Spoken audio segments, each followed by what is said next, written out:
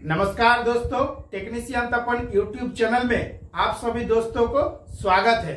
आज कुछ नया सीखते हैं। दोस्तों, जब आप सीसीएम में काम करते हैं तो काम करते हुए बहुत सा दिक्कत होता है। सबसे बड़ा दिक्कत क्या है कि इसका काम का शुरुआत कहाँ से करें, बेसिक नॉलेज किस तरह से बनाएं और जो आपका डायग्राम है जिसको हम लोग ड्राइंग बोलते हैं, इसको किस तरह से पढ़ना सीखे। तो दोस्तों, ऑलरेडी हमने पार्ट 9 तक वीडियो बना के आप लोगों को समझाया हूँ। आज मैं आप लोगों को पार्ट 10 के बारे में बताऊंगा और जिस तरह से दोस्तों मैं अपना प्रैक्टिकल एक्सपीरियंस शेयर करूंगा। अगर वीडियो को अच्छा से फॉलो कीजिएगा तो कभी भी आपको प्रैक्टिकल में काम करने में कुछ भी दिक्कत नहीं होगा। मैं सिर्फ ये ड्राइंग नहीं पढ़ता हूँ, ड्राइंग के साथ साथ जो फॉल्ट के बारे में बताता हूँ, अच्छा से आपको वीडियो को देख के फॉलो करना है, तभी एक एक फॉल्ट को आप आराम से ठीक कर सकते हैं। जब आप किसी प्राइवेट कंपनी में या इंडस्ट्रियल में इंटरव्यू देने जाइएगा तो बेटर तरीका से एक्सप्लेन करके आप समझा सकते हैं। आज दोस्तों मैं आप लोगों को सीसीएम यानी कि जिसको हम लोग कॉन्टिन्यूअस कास्टिंग मशीन के नाम से जानते हैं, तो इसमें जो आपका टोंडिस कार रहता है, इसका पावर का कनेक्शन किस तरह से करना है, डीसी का कंट्रोल वायरिंग किस तरह से करना है और जो आपका टोंडिस कार के लिए मोटर रहता है, इसका कंट्रोल वायरिंग किस तरह से करना है। जिस तरह से दोस्तों मैं आप लोगों को पॉइंट टू पॉइंट बताऊंगा, अगर वीडियो को अच्छा से फॉलो कीजिएगा तो कभी भी आपको कुछ भी दिक्कत नहीं होगा। सिर्फ ड्राइंग देख देख के अगर कनेक्शन कर दीजिएगा तो आपका चालू हो जाएगा। तो जो आपका 2024 है, इसमें आपका बहुत सा चीज आपका अपडेट हो गया है। पहले क्या होता था, जो आपका सीसीएम में टोंडिस कार रहता था, इसमें आपको सिर्फ एक मोटर देखने के लिए मिलता था और अभी के डेट में आपको टोटल 6 गो मोटर देखने के लिए मिलता है। तो चाहे एक मोटर रहे या आपका 6 मोटर रहे, आपको काम करने में कुछ भी दिक्कत नहीं होगा। और आज जो मैं आप लोगों को ड्राइंग के बारे में बता रहा हूं, ये 2 मोटर के बारे में बता रहा हूं। जब आप प्रैक्टिकल में काम कीजिएगा तो जो आपका टोंडिस कार है, इसमें जो आपका 6 गो मोटर है, कोई जगह में आपको VFD से कंट्रोल वायरिंग देखने के लिए मिलेगा, कोई जगह में कॉन्टैक्टर से आपको कंट्रोल वायरिंग देखने के लिए मिलेगा।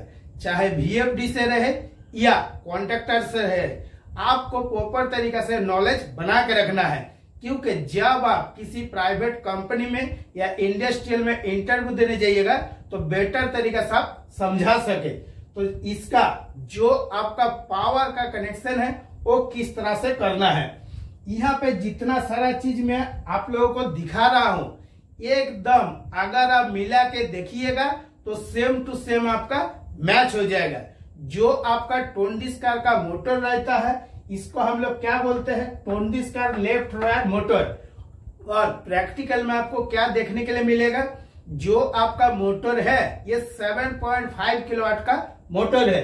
तो इसका पावर का कनेक्शन किस तरह से करना है ना, जो R, Y और B सप्लाई है, ये आपका किस में आ रहा है, MPCB में आ रहा है। और कितना एम्पियर का MPCB लगाना है वो भी हमने मेंशन कर दिए हैं। इससे क्या होगा, आपको ड्राइंग पढ़ने में भी कोई दिक्कत नहीं होगा और बेटर तरीका से आप समझ सकते हैं। जो आपका MPCB है, इसमें जो आपका टैग दिया हुआ रहता है 24Q1, ये जो आपका MPCB है ये आपका 3 पोल का है।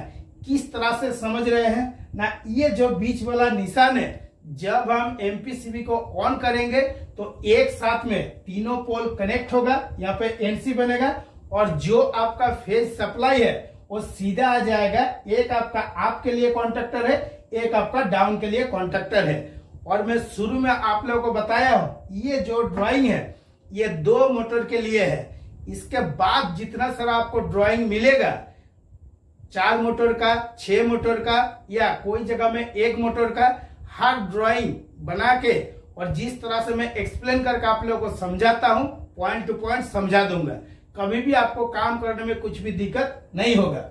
R, Y और B जो सप्लाई है ये किस में आ रहा है, जो आपका पावर कॉन्टैक्टर है इसमें जो आपका आप साइड यानी कि ऊपर तरफ जाएगा, ये कितना एम्पियर का है ना, 36 एम्पियर का है। RYB आया, यानी कि जब आपका मोटर लगा हुआ है इसमें RYB सप्लाई आएगा तभी आपका आप होगा, यानी कि जब तक ये कॉन्टैक्टर ऑन नहीं होगा तब तक आपका जो मोटर टर्मिनल है इसमें सप्लाई नहीं जाएगा। 3 phase squirrel cage induction motor आपको देखने के लिए मिलेगा। और ये जो मोटर है ये आपका रिवर्स पे भी चलता है, फॉरवर्ड पे भी चलता है। फॉरवर्ड मतलब मोटर आपका सीधा तरफ घूमेगा, रिवर्स मतलब मोटर आपका उल्टा तरफ घूमेगा। तो जब आपका आप साइड का कॉन्टैक्टर ऑन होगा तो मोटर में आपका सप्लाई जाएगा RY और B। और ये जो आपका 3 phase squirrel cage induction motor है इसमें कौन सा कनेक्शन बना हुआ है ना, स्टार कनेक्शन बना हुआ है।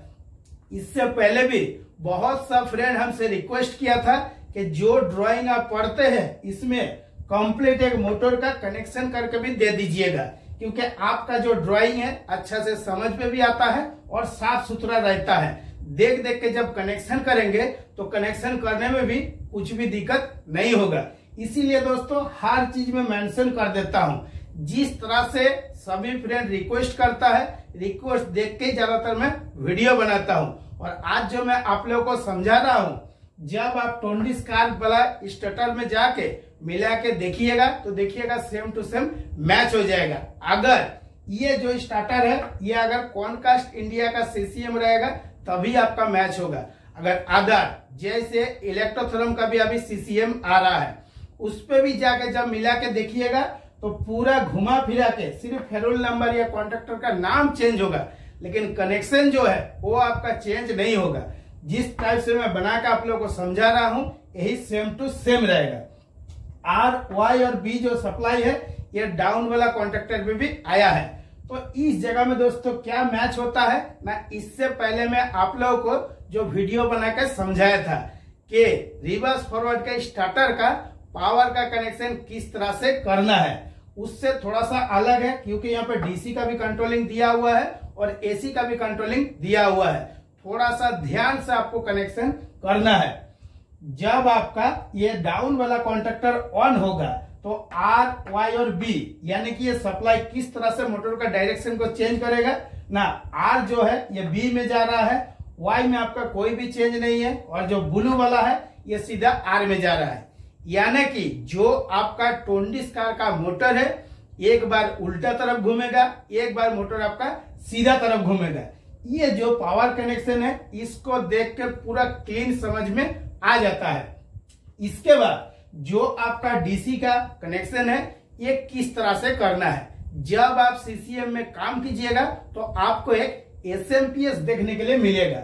जो आपका SMPS रहता है उसी से ही एक आपका नेगेटिव आ रहा है, एक आपका पॉजिटिव आ रहा है। और जो मैं आप लोगों को बताया हूं पार्ट 1 से लेके 9 तक देख लीजिएगा तो ये भी ड्राइंग का 0-0 आपको समझ में आने लगेगा। तो जो आपका नेगेटिव सप्लाई आ रहा है ये किस में इन हो रहा है ना, एक DP MCB। DP का फुल फॉर्म होता है डबल पोल MCB।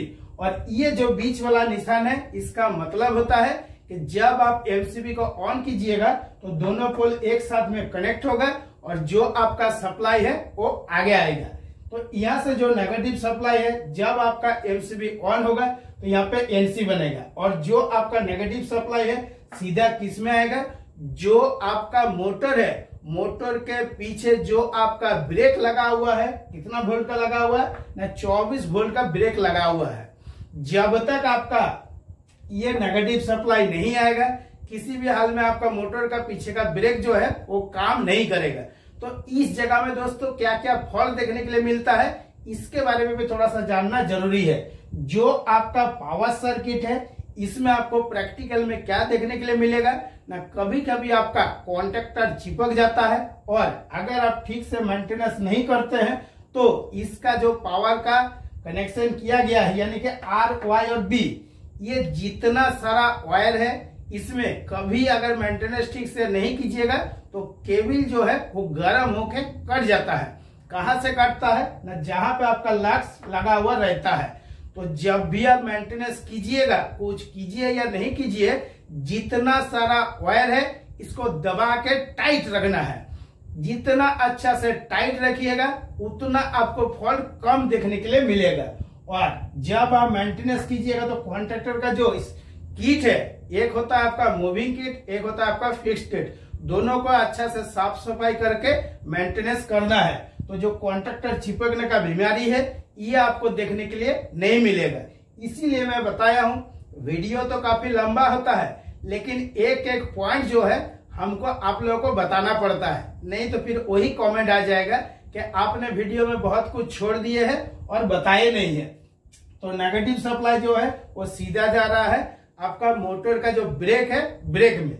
अभी पॉजिटिव किस तरह से जा रहा है इसको भी अच्छा से आपको समझना है। पॉजिटिव सप्लाई आया किस में आया ना, एमसीबी में इन हुआ।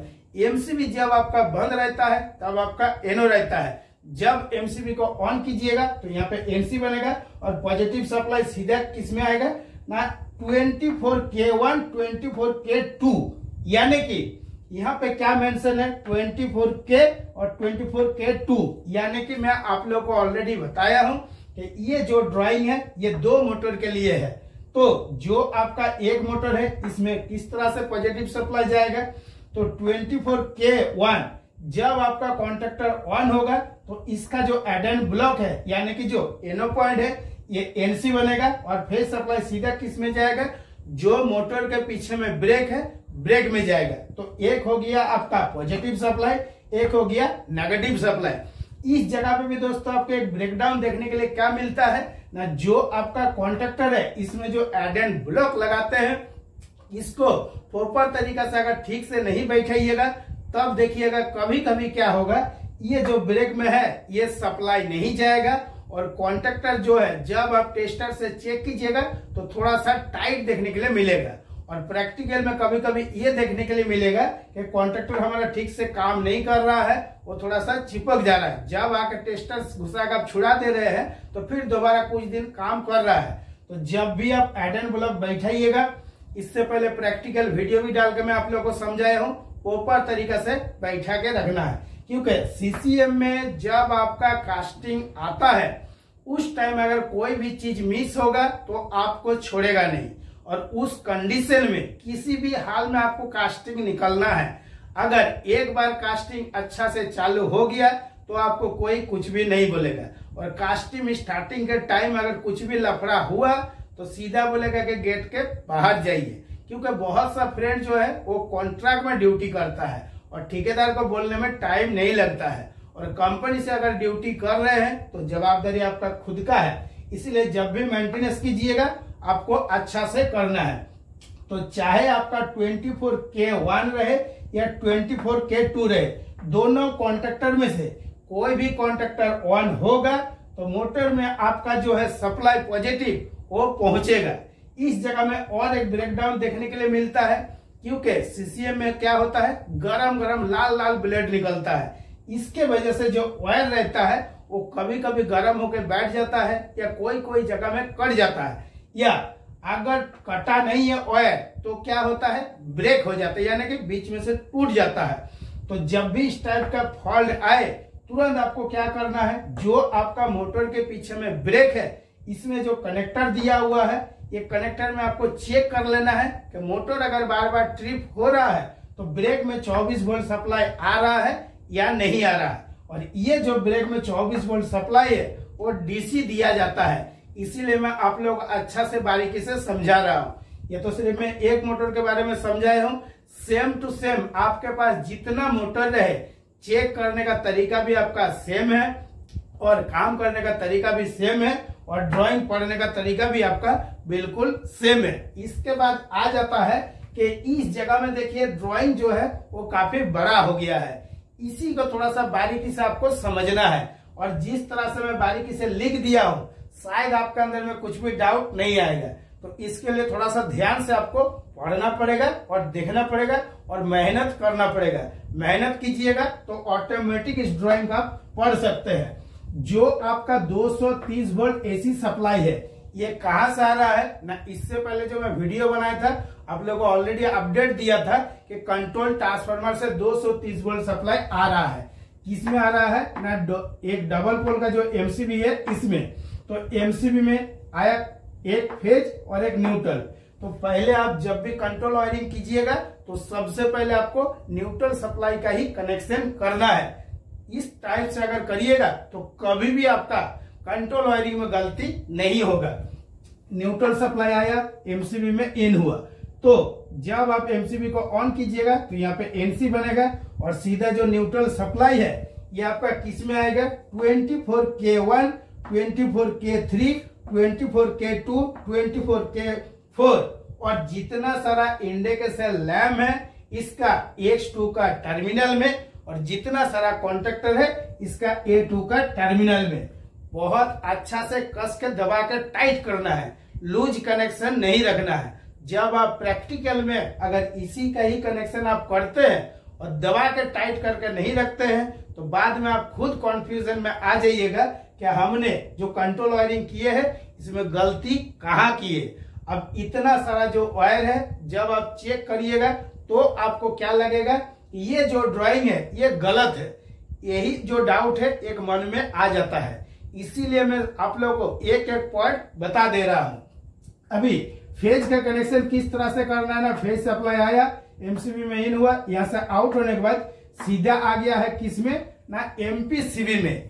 तो इस जगह में आपका क्या है, मैं आप लोगों को बताया कि ये 2 मोटर है, तो 2 मोटर के लिए आपका 2 गो एमपीसीबी लगा हुआ है। जो आपका एमपीसीबी रहता है इसमें जो आपका एनसी पॉइंट रहता है, एनसी में इन करना है, यहाँ से आउट करना है। आउट करने के बाद जो आपका दूसरा मोटर के लिए और एक एमपीसीबी है इसका एनसी में इन करना है, यहाँ से आउट करना है। आउट करने के बाद सीधा किस में आ जाएगा ना, आपका लिए जो आपका स्टार्ट वाला पुश बटन है इसमें आके इन होगा। और जब तक आपका ये पुश बटन आपका दबाइएगा नहीं, किसी भी हाल में आपका मोटर घूमेगा नहीं। तो ये जो पुश बटन है ये स्टार्ट वाला, जब हम दबाएंगे तो यहाँ पे आपका एनसी बनेगा। जब आपका एनसी बनेगा तो फेज सप्लाई किस में आएगा, जो आपका आपके लिए लिमिट स्विच लगा हुआ है, लिमिट स्विच में इन होगा। ये जो आपका सिंबल है ये आपका लिमिट स्विच का सिंबल है। लिमिट स्विच कौन सा कंडीशन में है ना, अभी एनसी पोजीशन में है, एनसी में इन होगा। यहाँ से आउट होने के बाद जो आपका 24K2 है यानी कि जो ये कॉन्ट्रैक्टर है इसका एनसी में इन होगा, यहाँ से आउट होगा। आउट होने के बाद जो आपका 24K1 है इसका A1 का टर्मिनल में आपको जोड़ना है। तो इस जगह में आपको एक चीज देखना है कि 24K1 और 24K2 इसमें आपका एक इंटरलॉक दिया हुआ है। किस लिए दिया हुआ है कि दोनों कॉन्ट्रैक्टर एक साथ में किसी भी हाल में ऑन ना हो। और ये 2 मोटर का है सेम टू सेम। जब आप पुश बटन को दबा रहे हैं यहाँ से जो आपका फेज सप्लाई आ रहा है तो आपके लिए आपका 2 लिमिट स्विच है, तो दूसरा वाला में भी आपका फेज सप्लाई आ रहा है और दोनों जो लिमिट स्विच है अभी नॉर्मल कंडीशन में है, इसीलिए आपका एनसी बना हुआ है। तो यहाँ से फेज सप्लाई आया 24K4 इसका एनसी में इन हुआ, यहाँ से आउट होने के बाद 24K3 में, मतलब यहाँ पर भी एक इंटरलॉक दिया हुआ है। तो रिवर्स फॉरवर्ड का जहां भी कनेक्शन है आपको इंटरलॉक जरूर देखने के लिए मिलेगा कि एक साथ में अगर दोनों कॉन्ट्रैक्टर ऑन हो जाएगा तो ये जो पावर सर्किट है इसको देख के आप समझ सकते हैं कि शॉर्ट सर्किट हो जाएगा और जो आपका एमपीसीबी लगा हुआ है वो आपका बार बार ट्रिप होगा। इसी को रोकने के लिए एनसी से आपका इंटरलॉक दिया जाता है। और जिस तरह से मैं आप लोगों को एक कंट्रोल कनेक्शन के बारे में बता रहा हूं, देख देख के भी कनेक्शन कीजिएगा तब भी कोई दिक्कत नहीं है। और जितना सारा पॉइंट मैं आप लोगों को बता रहा हूं हर एक एक पॉइंट आपको प्रैक्टिकल में मिला के भी देखना है और सेम टू सेम देखिएगा आपका मैच हो जाएगा। तो 24K1 और 24K3 ये जो दोनों कॉन्ट्रैक्टर है जब आप आपके लिए स्टार्ट पुश बटन दबाइएगा तो आपका एक साथ में दोनों कॉन्ट्रैक्टर ऑन होगा। दोनों कॉन्ट्रैक्टर किस लिए ऑन होगा ना, टोंडिस कार में आपका 2 गो मोटर लगा हुआ है, इसलिए दोनों मोटर में एक साथ में आपका सप्लाई जाएगा। तो इस जगह में आपका एक क्वेश्चन आ सकता है कि एक कॉन्ट्रैक्टर से भी तो हमारा काम चल जाएगा लेकिन सीसीएम में जब आप ड्यूटी कीजिएगा तो कंपनी जो स्टार्टर बना के देता है काफी सोच समझ के देता है कि कोई कारण से अगर आपका एक कॉन्ट्रैक्टर खराब हो जाएगा तो दूसरा कॉन्ट्रैक्टर से भी आप काम चला सकते हैं। यानी कि इसीलिए आपका दो मोटर भी लगा के दिया है। जब आप प्रैक्टिकल में टोंडिस कार में आप काम कीजिएगा तो जो इसका व्हील रहेगा, व्हील में देखिएगा कोई जगह में आपका 2 मोटर लगा हुआ है, कोई जगह में आपका 4 मोटर लगा हुआ है। ये जो मोटर रहता है ये आपको 3.75 किलोवाट का देखने के लिए मिलेगा। इससे बड़ा भी देखने के लिए मिल सकता है, इससे छोटा भी देखने के लिए मिल सकता है। तो इस पे भी देखिएगा जो है VFD से कंट्रोल करके चला रहा है। ये जो 2024 है इसमें आपको बहुत सा अपडेट वर्जन देखने के लिए मिलेगा। तो ये 24K1 24K3 किस तरह से काम कर रहा है अप साइड में, ये आपको समझ में आ गया। अब डाउन साइड में किस तरह से काम कर रहा है ना, जो आपका MPCB है यहाँ से आपका फेज सप्लाई आया, किसमें आया ना, जो डाउन के लिए पुश बटन है इसका जो NO एलिमेंट है इसमें इन हुआ, यहाँ से आउट हुआ। यानी कि जो आपका पुश बटन है जब तक हम इसको दबा के रखेंगे तभी तक ये जो कॉन्टैक्टर है ये ऑन होगा। जैसे ही पुश बटन को छोड़ देंगे तुरंत आपका बंद हो जाएगा। इसको देख के आपको क्या पता चलता है ना, ये जो आपका कनेक्शन है इसको मैं ऑलरेडी आप लोगों का अपडेट दिया हूं, इंचिंग कनेक्शन बोला जाता है। मतलब जब तक पुश बटन को दबा के रखिएगा तभी तक आपका चलेगा, जैसे ही छोड़ दीजिएगा तुरंत बंद हो जाएगा। और अभी भी अगर किसी के पास सीसीएम में आप काम कर रहे हैं तो जो आपका टोंडिस कार है हमेशा देखिएगा इंचिंग कनेक्शन दिया जाता है, क्योंकि जब आप पुश बटन को दबाइएगा जितना देर आपका जरूरत है उतना देर चलेगा, जैसे ही छोड़ दीजिएगा तुरंत आपका बंद हो जाएगा। तो जो टोंडिस कार है कभी इसको थोड़ा सा आगे करना पड़ता है, कभी थोड़ा इसको पीछे करना पड़ता है। और अभी जो मैं आप लोगों को अपडेट वर्जन बता रहा हूँ, टोंडिस को भी थोड़ा सा ऊपर उठा सकते हैं, थोड़ा सा डाउन कर सकते हैं, थोड़ा सा साइड में ले सकते हैं। जितना मोटर ज्यादा होगा उतना ज्यादा आपका कंट्रोलिंग बढ़ेगा, उतना ज्यादा आपको अपडेट बनना है और एक एक पॉइंट के बारे में एक्सपीरियंस बना के रखना है। चाहे 1 मोटर रहे, 2 मोटर रहे या 6 मोटर रहे या 8 मोटर रहे, आपको इतना समझ में आ जाना चाहिए। कितना भी ज्यादा मोटर रहे काम तो उसी तरीका से करेगा। तो हमको बेटर तरीका से पहले से अपडेट वर्जन में नॉलेज बना के रखना है।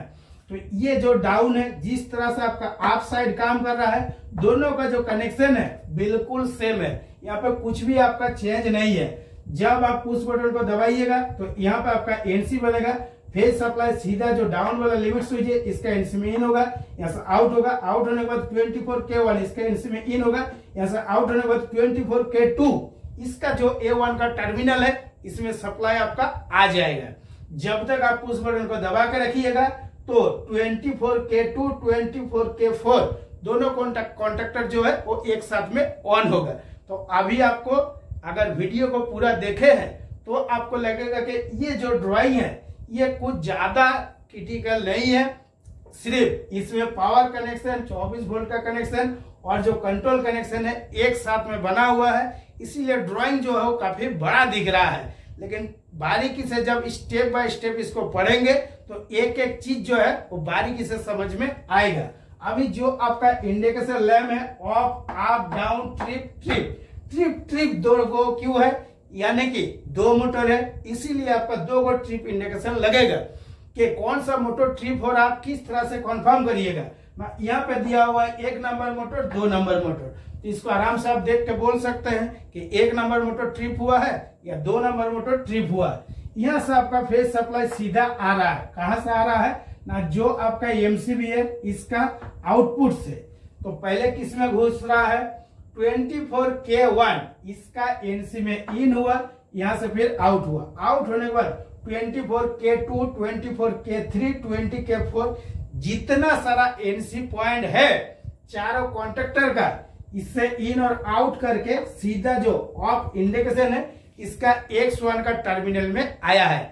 यानी कि ये जो आपका 4 गो कॉन्ट्रैक्टर है ये जब नॉर्मल कंडीशन में रहेगा, यानी कि टोटल जो कॉन्ट्रैक्टर है वो बंद रहेगा, उस टाइम ये जो ऑफ वाला इंडिकेशन लैम्प है ये आपका जलेगा। इसमें से अगर चारों कॉन्ट्रैक्टर में से कोई भी एक कॉन्ट्रैक्टर ऑन हो जाएगा तो तुरंत आपका ऑफ वाला जो इंडिकेशन लैम्प है वो बंद हो जाएगा। कैसे ना, जो आपका 24K1 अगर कॉन्ट्रैक्टर ऑन होगा तो ये जो एनसी पॉइंट है ये आपका एनो हो जाएगा। जैसे एनो हो जाएगा तो फेज सप्लाई आपको इंडिकेशन लैम्प का 101 का टर्मिनल तक आएगा नहीं, तो ऑटोमेटिक आपका बंद रहेगा जो ऑफ वाला इंडिकेशन लैम्प है। अभी जो आपका ऑफ वाला इंडिकेशन लैम्प है ये किस तरह से काम करेगा ना, ये जो हमने लिखा है 24K1 तो यहाँ पर भी होगा 24K1, 24K3, 24K4। तो इस जगह में हमने क्या किए, 1, 3, 2, 4 लिख दिए हैं। तो यह इसलिए मेंशन कर दिया हूं, अगर आप खुद से भी इस ड्राइंग को बनाइएगा तो अपने हिसाब से मेंशन कर सकते हैं। अभी जब आपका आप वाला काम करेगा तो उस टाइम क्या होगा ना, जो आपका 24K1 का कॉन्ट्रैक्टर है, 24K3 का कॉन्ट्रैक्टर है, इसका जो एनो पॉइंट है इसमें आपका फेज सप्लाई आके रुका हुआ है। जब आपका कॉन्ट्रैक्टर ऑन होगा तो यानी कि एक साथ में आपका 2 को कॉन्ट्रैक्टर ऑन होगा और दोनों का जो एनो है, एनो पे आपका फेज सप्लाई आके रुका हुआ है। ये जो एनो पॉइंट है ये आपका एनसी बनेगा।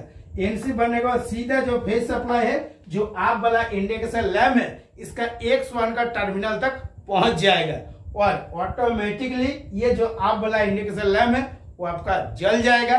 क्लीन समझ में आ रहा है। Same to same 24K2, 24K4 तो ये जो दोनों कॉन्ट्रैक्टर है इसका भी जो एनो एडन ब्लॉक है इसका इस्तेमाल किया गया है। तो जब ये दोनों कॉन्ट्रैक्टर आपका ऑन होगा तो एनो पॉइंट एनसी बनेगा और फेज सप्लाई किस में आएगा, जो आपका डाउन के लिए इंडिकेशन लैम्प लगा हुआ है इसका 101 का टर्मिनल में। अभी ट्रिप वाला इंडिकेशन लैम्प किस तरह से काम करेगा ना, ये जो आपका एमपीसीबी लगा हुआ है, एमपीसीबी का एनो में कनेक्शन दिया हुआ है। जब आपका एमपीसीबी ट्रिप होगा तो ये जो एनो पॉइंट है ये एनसी बनेगा। सीधा जो ट्रिप इंडिकेशन है इसका 101 का टर्मिनल में आपका सप्लाई आ जाएगा। तो चाहे आपका एमपीसीबी 1 नंबर ट्रिप हो जाए या एमपीसीबी 2 नंबर ट्रिप हो जाए, दोनों में से कोई भी अगर ट्रिप होगा तो दोनों के लिए अलग अलग आपका इंडिकेशन लैम्प लगा हुआ है। 1 नंबर ट्रिप होगा तो उस टाइम ये जो एनो पॉइंट है एनसी बनेगा और सीधा जो ट्रिप इंडिकेशन लैम्प है इसका 101 का टर्मिनल में आ जाएगा। Same to same 2 number motor पे भी आपका कनेक्शन दिया हुआ है। जब आपका एमपीसीबी ट्रिप होगा तो एनो आपका एनसी बनेगा और सीधा आपका आ जाएगा जो इंडिकेशन लैम्प है ट्रिप का इसका 101 का टर्मिनल में। तो अभी दोस्तों आपको क्लीन समझ में आया होगा कि ये जो ड्राइंग है, इतना बड़ा ड्राइंग को कितना आसान से आप पढ़ सकते हैं और बहुत बेटर तरीका से किस तरह से सीसीएम का नॉलेज बना सकते हैं। इसके बाद जो आपका पार्ट 11, पार्ट 12 मतलब अभी 10 नंबर पार्ट के बारे में ऑलरेडी बताया हूं। 11 नंबर, 12 नंबर, 13 नंबर जिस तरह से धीरे धीरे बढ़ेगा उतना एडवांस ड्राइंग पढ़ना किस तरह से है आपको धीरे धीरे हर चीज समझ में आ जाएगा। अभी भी देखिएगा जो मेरा YouTube चैनल है, बहुत सा फ्रेंड हमको कमेंट करता है कि हम तो सीसीएम में अभी फर्स्ट टाइम काम कर रहे हैं, तो हमको किस तरह से नॉलेज बनाना है, कहाँ से काम का शुरुआत करना है। और ऑलरेडी YouTube में हर एक एक वीडियो आपके लिए रखा हुआ है। जब तक आप वीडियो को शुरू से लेकर लास्ट तक नहीं देखिएगा आपको कुछ भी पता नहीं चलेगा। और दोस्तों आप लोगों को और एक बात मालूम है, हमने एक ऑनलाइन क्लास भी स्टार्ट किए हैं। ऑनलाइन क्लास भी आप ज्वाइनिंग कर सकते हैं क्योंकि बहुत सारे स्टूडेंट जो है वो ऑनलाइन क्लास में अभी ज्वाइनिंग किया भी है और 1 साल से क्लास ले रहा है। और सिर्फ ऑनलाइन क्लास के बारे में मैं इसलिए बताता हूँ कि बहुत देखिएगा जो इंडस्ट्री में आप काम करते हैं, आपको सपोर्ट करने के लिए या आपको कुछ नहीं बताने के लिए या आप जब कुछ एक्सपीरियंस बनाना चाहिएगा, किसी से कुछ पूछिएगा तो आपको बताता नहीं है। और हमारा टारगेट क्या है कि मेरा जितना सारा दोस्त है, जितना सारा फ्रेंड है, किसी को भी कभी काम सीखने में दिक्कत ना हो, इसलिए पहले हमने YouTube वीडियो बनाता था, अभी ऑनलाइन क्लास भी स्टार्ट किया हूं। आप भी ऑनलाइन क्लास में ज्वाइनिंग कर सकते हैं। आज के वीडियो के लिए इतना ही। नमस्कार, जय हिंद।